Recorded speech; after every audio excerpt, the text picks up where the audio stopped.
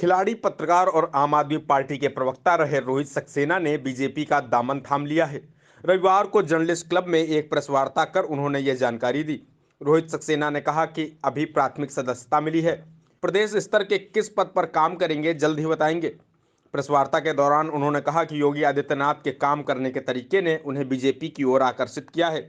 पहले की सरकारों में अपराध संगठित तौर पर अंजाम दिए जाते थे, अब अपराधियों में पुलिस का भय है। आम आदमी पार्टी छोड़ने के सवाल पर उन्होंने कहा कि आम आदमी का उत्तर प्रदेश में कोई जनाधार नहीं है, अभी आपको यूपी में सांगठनिक ढांचा खड़ा करना है।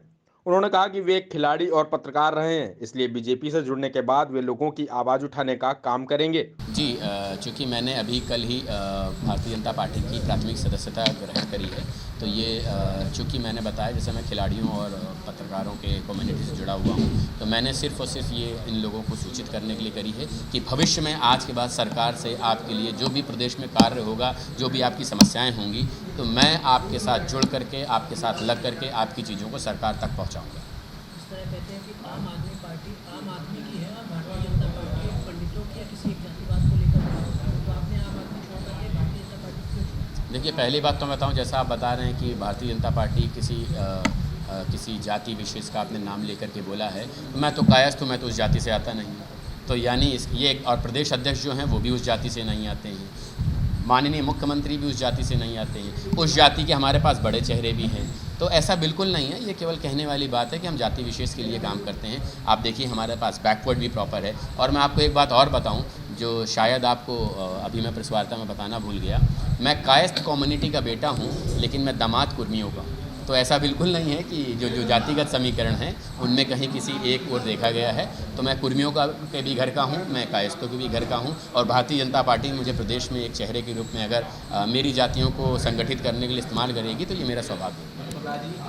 जातियों की बात क्यों आती है? हम आप सेवा की बात क्यों नहीं करते? हमेशा जाति विशेष की बात होती है। लगातार राजनीतिक पार्टियां भी कई प्रबुद्ध सम्मेलन के नाम पर, कई ब्राह्मण सम्मेलन के नाम पर सम्मेलन कर रही हैं, तो जातियों की बात क्यों आ जाती है? मैं आपको इसको बहुत आसान शब्दों में बताऊं, जैसे मैंने कहा कि मैं पत्रकारिता के बैकग्राउंड से आता हूं और खिलाड़ियों के बैकग्राउंड से आता हूं, यानी ये एकदम सर्वसत्य है कि खिलाड़ी और पत्रकारों की जो बेसिक समस्याएं हैं उनको मैं फेस करके आया हूं और मैं जानता हूं और उसके समाधान जानता हूं। जातियों में भी ठीक उसी तरह है कि जो जिस जाति का है उसके यहाँ लैकिंग क्या है, उस कम्युनिटी को क्या चाहिए, उस कम्युनिटी को कैसे सपोर्ट चाहिए, वो इस संदर्भ में यूज़ किया जाता है। वो बात अलग है, हम इसको कहीं और ले जाते हैं। लेकिन आप जिस कम्युनिटी से आए होते हैं, जैसे मैंने बताया मैं पत्रकारिता से आया हूँ, खिलाड़ी, तो आप देखिए मैंने खेलों को कहाँ से कहाँ ले गया, मैं राष्ट्रीय स्तर पे, अंतर्राष्ट्रीय स्तर पे कितना मैंने वो किया, पत्रकारों को मैंने कितना पीछे सपोर्ट किया, आगे भी करता रहूँगा। तो आप जिस कम्युनिटी से आए हैं उसकी समस्याएँ, उसके प्रॉस एंड कॉन्स आपको अच्छे से पता होते हैं, उसके समाधान आप अच्छे से सरकार को बता सकते हैं।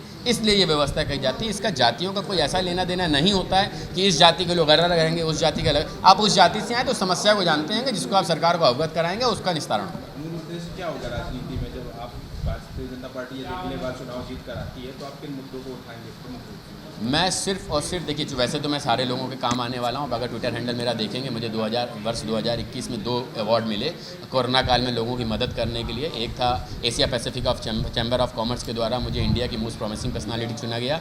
दूसरा इंटरनेशनल ग्लोरी अवार्ड द्वारा मुझे young achiever of the year का अवार्ड दिया गया।